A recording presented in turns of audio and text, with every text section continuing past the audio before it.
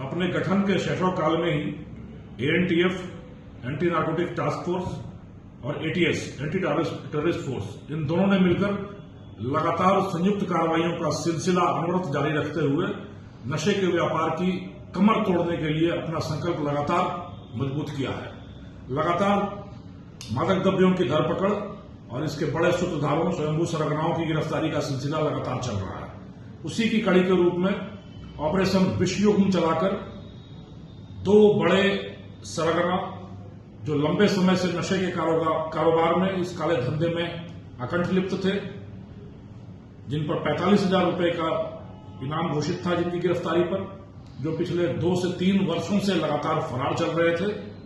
उनको बड़े नाटकीय अंदाज में, बड़े योजनाबद्ध तरीके से एक की गिरफ्तारी दिल्ली सीमा पर निमराना के औद्योगिक क्षेत्र में छुपे हुए उसके ठिकाने से हुई है और दूसरे की गिरफ्तारी बाड़मेर में उसके घर के बाहर से हुई है। एक का नाम जोगाराम उर्फ जोगेंद्र है, पिता का नाम भगाराम, यह निवासी बाड़मेर है,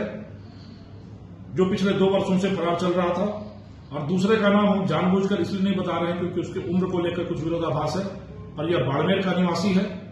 और इस पर, इसकी गिरफ्तारी पर पिछले 3 वर्षों से पुलिस लगातार सुनती फिर रही थी। और यह व्यक्ति कभी सीकर, कभी दिल्ली, कभी जैसलमेर, अलग अलग जगहों पर छुपकर खुफिया एजेंसियों को धत्ता बताकर, उनको धोखा देकर अलग अलग जगहों पर पनाह लेकर छुप रहा था। एक बहुत बड़ा मामला 2022 में एक बड़े गिरोह का पटाक्षेप हुआ था,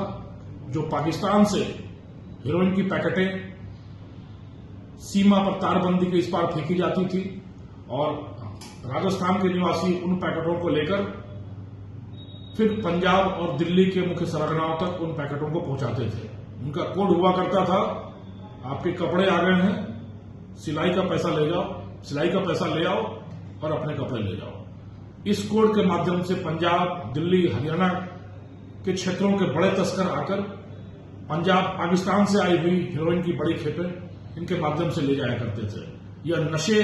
की तस्करी का एक बहुत ही बड़ा षड्यंत्र, बहुत ही बड़ा ताना बाना था, जिसका खुलासा 2022 में किया गया था और उसमें यह व्यक्ति पिछले 3 वर्षों से फरार चल रहा था। हैरत की बात यह है कि फरारी की अवधि में इसने आर्मी में भर्ती होने की भी तैयारी की, पर किसी कारणों से परीक्षा नहीं दे पाया और अब निमराना क्षेत्र में, औद्योगिक क्षेत्र में कुछ धंधा करने की फिराक में था। दूसरा व्यक्ति जोगाराम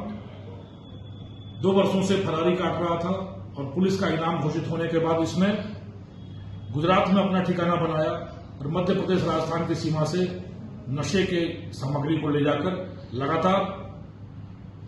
पब्लिक के बीच में, जनता के बीच में, युवा वर्ग के बीच में उसकी आपूर्ति करके उनको नशे के काली दुनिया में, लत की दुनिया में उनको रद्द कर रहा था। गठन के बाद से ही एएनटीएफ ने जब इस तरह के अपराधियों की गिरफ्तारी का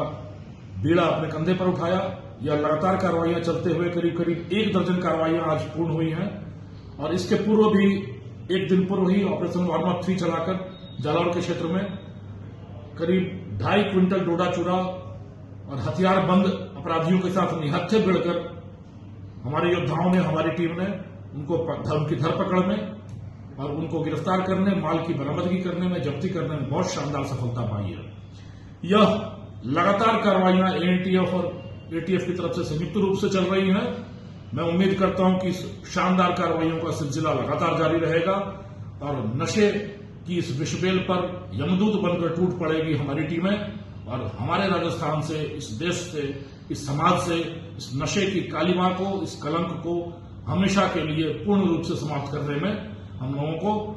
बहुत जल्दी आशातीत सफलताएं अर्जित होती रहेंगी। इन काला व्यापार करने वाले इस तरह के स्वयंभू सरगनाओं पर, इस नशे के बेताज बादशाहों के लिए बड़ा स्पष्ट मैसेज है कि तुम भागोगे कहां तक और कब तक भागोगे। यहां चारों तरफ एएनटीएफ की आंखें हैं, तुम भाग लो जितना भाग सकते हो, तुम्हारी मंजिल तो जेल की सलाखें हैं। धन्यवाद।